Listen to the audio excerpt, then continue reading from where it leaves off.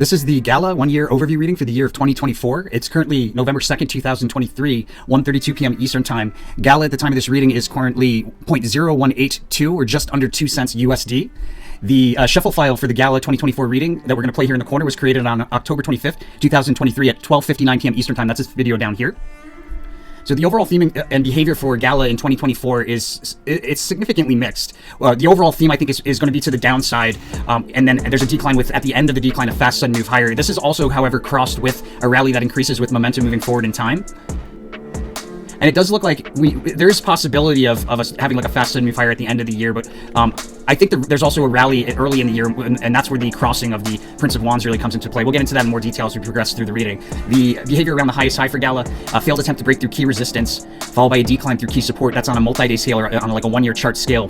The interesting thing about the disappointment card is that it usually follows a specific pattern before you see the fulfillment of the disappointment card. And by fulfillment of the disappointment card, I mean on a stock chart, you see the chart behavior of the disappointment card. There's usually a stock pattern or a specific pattern that precedes it, and that's a failed attempt to break through a key resistance level, a decline, the establishment, although falsely, of support level, and then you get into the disappointment card where you then go and you attempt to break through that key resistance that you had just failed to break through before creating support. And because you created that support, it looks like you're going to break through. That's what expectation is, but instead you disappoint. You might break through momentarily, but there's a disappointment. You turn around and you decline. Generally speaking, the decline breaks through the falsely established support just prior to the second attempt at that resistance, and that's the way the disappointment card usually plays out. So I would be looking for that behavior when looking to determine if we've met a highest high in real time. There's also going to be a significant drop, like it'll stand out on a one-year chart scale, a significant drop off of the highest high. There may be actually two highs. It's possible based on the fact that that pattern of disappointment. It's either that or it'll be like a failed attempt at a high that we had like from a prior year. I don't have a 10-year for GALA yet, unfortunately, so I'll eventually get to that, and that'll illuminate a little bit more. So behavior around the lowest, we have price swings. When you see the Dominion card in the low significator position, it usually indicates in the midst of price swings throughout the one-year chart kind of scale.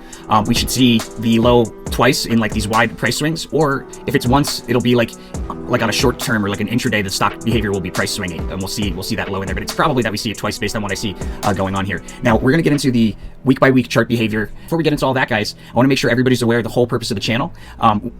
I was a Wall Street broker, had a near-death experience, found myself on Wall Street trying to figure out why the hell I was there. Definitely didn't feel that I belonged, but there's a reason for everything, and there I was. It occurred to me, if I can be a strong enough entity to transmute energy from the stock market into goodwill, utilizing like money that would have gone elsewhere, now it's going to good places, you can make a huge impact on the world. So doing that together, that's the purpose of the channel. We're not asking for much. We're giving away our life's work and all of our free time to do this, my friends. So you do that here on the resources tab of our website, Tarot for Traders, where we ask that you donate 5% of the profits forward to one of these charities here. Just click on a link and take 5% of the profits from every profitable trade and donate.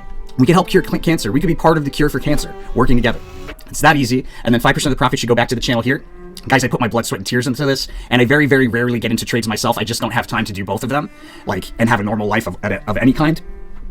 I trade very, very rarely, and so I'm relying on people to help support the channel. I put out as much content as I can with the understanding that people are going to send 5% back to keep the channel running. So you do that through one of these links. If you're international, you can use Wise. People have used it before. It's definitely reliable and trustworthy. Or you can use YouTube tipping as well. The last part of that rule of karma, you want to make sure that you spend that 90% left over out of love. Make sure to do that. It keeps your conscience clear. And as long as you've done that, guys, you've effectively transmuted some of the competitive energy of the stock market into goodwill. You've guaranteed abundance mentality in your own mind, gratitude mentality in your own mind, and a clear conscience. Those are all components for manifesting wealth successfully, my friends, and that's just what will happen for following those rules. The universe will send it back to you tenfold for being an angel investor. Thank you very much, my friends. Let's get into it. All right, so we have a notable decline here in early January. Guys, just if this is the first time you're seeing one of our one-year readings, they're very accurate. The sequence of events is like on point. Occasionally, the timing is going to be off, like plus or minus a couple weeks, and the reason for that is that each of these cards going across right now represents about 2 weeks of time out of the year. Not every card's energy is going to line up perfectly with 2 weeks of time, so you have to keep that in mind. Most of the timing that we talk about in this reading will be on point. It might all be on point. Very likely it might be, but if it's not, those points where the timing seems off a little bit, plus or minus 2 weeks, just follow the sequence of events. The sequence of events will keep you on track when things like that happen, and eventually the timing will be back on point. It happens occasionally. All right, so in early January, this decline off of a prominent crest, a decline into our lowest low thus far for the year in like the second week of January. So we declined from like this high, notably into a trough early in the month, and the decline is like through multiple support levels. There's a reversal towards the end of the month, and we see out of that decline, we rise a bit, not as high as the prominent peak that we fell from in early January, but by the end of January, we have like another like a higher trough towards the end of January, and then out of that higher trough we rally along a diagonal trend line into February, breaking through horizontal resistance on a multi-day scale, like on a 1-year chart scale, breaking through horizontal resistance to meet a second resistance. We'll have some like a breakout there to meet the high, a breakout on a 1-year chart scale again to meet the high, but it's a false breakout. That'll bring us probably to our highest high thus far right there, and that would be an opportunity as well. So far I've seen 3 opportunities that we'll be talking about in the paid version. We have sideways rotation.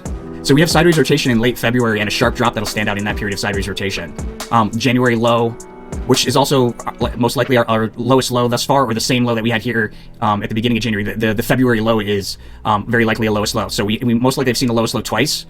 And then there's like a third week of February, there's a big move higher as well.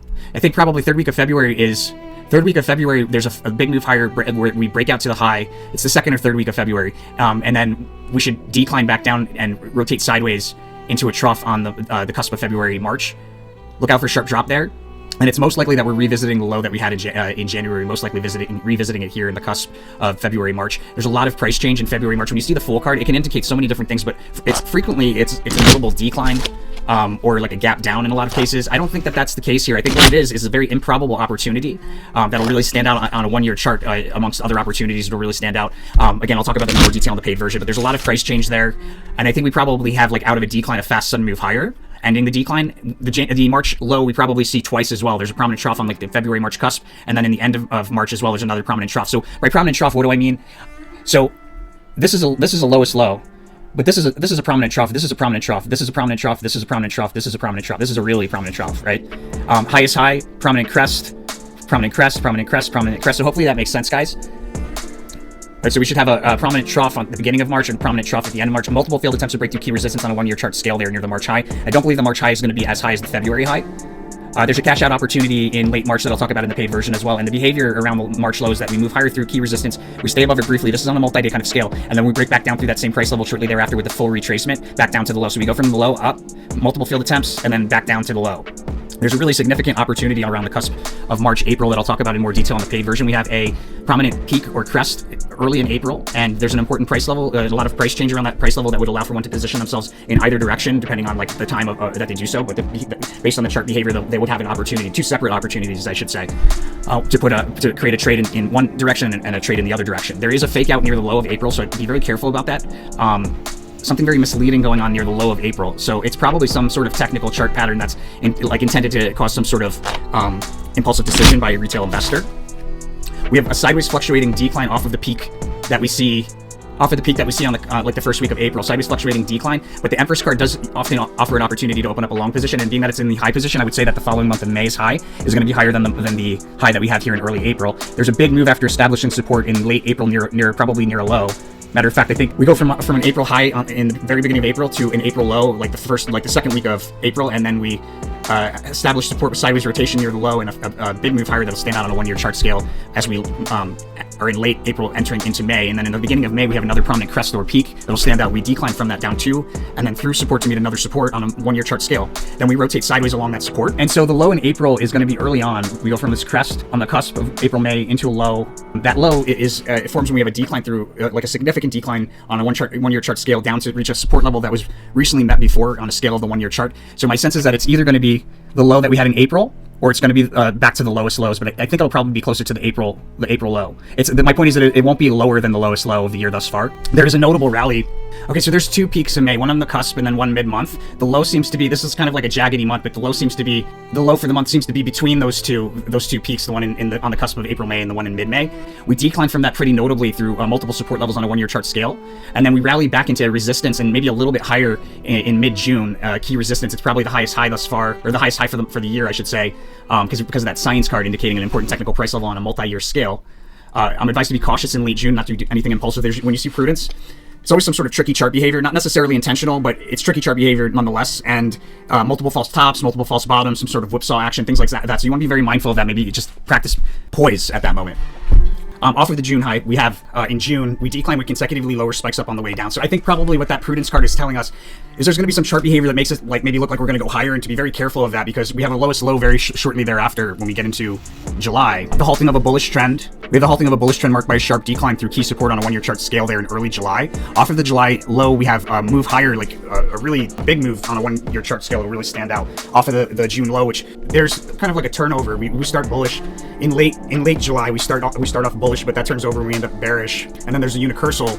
So that's indicating a pretty significant drop there. And I think probably what we have is early July, we have a halting of a bullish trend, we decline. And then out of that decline, there's a fast sudden move higher, taking us to the high for the month of July. And then that's followed by a sharp decline down to the lows towards the end of the month of July, or like in the last third or fourth week of the month of July. And then we have this big move reaching for distant resistance, taking us back to a prominent peak or crest. I don't think it'll be a highest high, but it will be a prominent peak or crest there that'll stand out on the cusp of July, August. That price level right there is an important price level to mark off. It's going to be highlighted throughout the month of August. The August high forms when we have a peak that we sell off from pretty notably. The high and the low.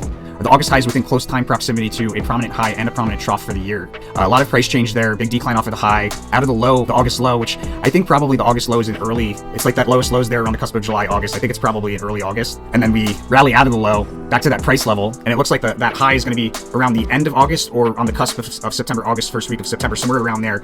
It'll form when we have this sideways fluctuating rally that precedes a decline. And that decline will commence when we have that sideways fluctuating rally along the diagonal trend line. It'll end with a fast sudden move higher, probably early in the month, end of the first week maybe. It ends with a fast sudden move higher and then a breakdown through that diagonal trend line with increasing volatility on the way down. And we have a prominent trough. We have two prominent troughs here. So it's a pop and drop kind of month there in September. We start off with that rally, right? From a trough actually early in the month. We start off with that rally, taking us to mid-month. And then mid-month, we decline, increasing with momentum moving forward in time back into a trough there at the end of the month of September. Out of that trough, there's a really big move, guys. Like this is the biggest bullish card in the deck. So the Aeon card is like pushing the upper end of a range higher. So it is possible that we might see another high there, or like break through a high there. It's just that we have another lowest low correlation over here, which I think is pretty reliable. Overall, October should be pretty bullish, right? We got this trough here and this trough here. I think the trough's probably in October, in early October. This big move off of it, pushing the upper end of a range higher. We successfully turn resistance into new support near the high of October and do some sideways movement. The low forms after a significant move lower that I think probably comes out of the high of September, the high of like the cusp of August, September, or somewhere mid-September. And then there's a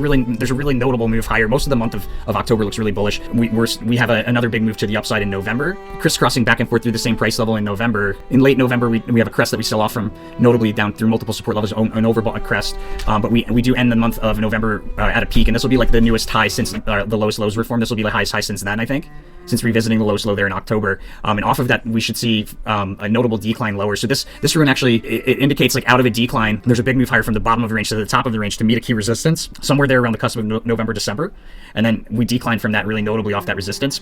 An attempt to establish support near December low. And then there's a failed attempt to break the key resistance on a 1-year chart scale in late December, followed by a decline through key support again on a 1-year chart scale. A lot of price change into the high and out of the high, and the high of December really offers a significant trade opportunity. The Magus card's very auspicious, indicating like things will go in favor of what you need to take place there. So Magus card is kind of a good card to kind of trade around. The Fool card, the Magus card, and all that. And we're going to get into the best trades in just a little bit. But before we do that, guys, I want to make sure everybody knows. So the paid version, like I said, you get all of the best trades. We talk about where we see the highest highs, the lowest lows, and the best trades throughout the year. If there's any price level information, that'll be in the paid version as well. And really, it's a great way to support the channel, guys. If you utilize this information regularly, it's the right thing to do. The channel does need support in order to keep putting this content out freely. You can go to our services, SO Meta Posts, scroll down to 1-year report, click here, and then you specify the year. So in this case, it's 2024, and the crypto is GALA. Add to cart, purchase. It goes a long way, guys. And I mean, the accuracy, we don't have any earlier GALA readings to show you, but if you go and you look on our website, if you want to see some examples of the 1 years, well, I guess it's not in the playlist, but I'm going to add it after recording this video. I'm going to go in and add it. So in this playlist here on our channel, if you go to our channel down to playlist, you'll see one that's all 1-year readings. It'll be a playlist for that, so you can just go look at any of those and you'll see the average accuracy. These are like, most of these are done like over a year. By the end of the year, when you're still using it, it was posted like over a year prior. You know, like the 2023 readings were all created in 2022 for the most part, in October of 2022. So you go there, you order. Great way to support the channel. Much appreciation to everybody that goes out and does that. And guys, you could have watched this version, this free version, not the full version, but the free version earlier if you had early access on our website. You do that here under SO Meta Posts. Click here to subscribe. $2.49 for the year, $29 a month. Really great way to support the channel. That doesn't get you paid version videos. It doesn't get you the full versions of the monthlies. It gets you all of the public videos, but over a month in advance, sometimes more. Like we have November S&P posts that have posted today. and it's November 2nd. They're January posts. January 12th we're up to. So you would get that. You'd be able to read that right now if you had early access on our website. Thanks again for everybody that goes and does that. And let's get into the paid version for everybody else. Make sure to follow that rule of karma, my friends. Be warned, guys. This channel is protected. The universe will not allow this information to be used solely for personal profit. You can make plenty of money doing it, guys, but you have to make sure that you're following the rule of karma, or the universe is going to shut you off post haste. And that means every time you profit. I don't want people saying, oh, hey, when I make this money, I'm going to give you that. I don't want to hear that. What I want to hear is, oh, hey, I made this money. Here it is. Like, don't give me promises. People that say stuff like that usually don't do. You know what I mean? Because they've already dispersed the energy. So make sure to do that, guys. Follow the rule of karma. Super important. You do that on the resources tab of our website. 5% forward, 5% backwards, 90% out of love. The universe will consider you an angel investor of the channel, and it'll send it back to you tenfold. I'll see you guys on the next one. Stay tuned if you got the paid version.